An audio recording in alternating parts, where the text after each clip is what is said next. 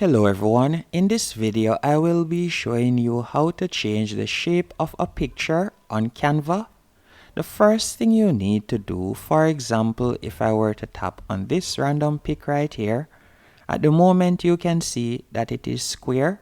To change the shape of the pic, all you'll have to do is go over to the top left hand corner and you are going to select elements. After selecting elements, I want you to select frames, or you could type in frames. Then you are going to see a list of options as you can see right here.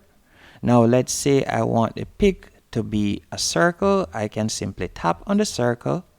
Then from here I could select the picture and place it in that circle as you can see right there.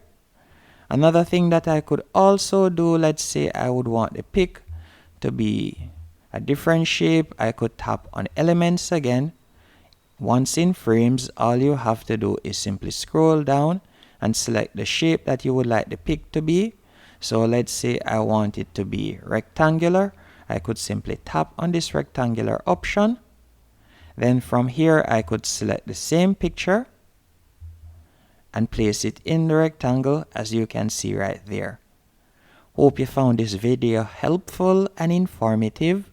If you did, be sure to hit the like button and subscribe.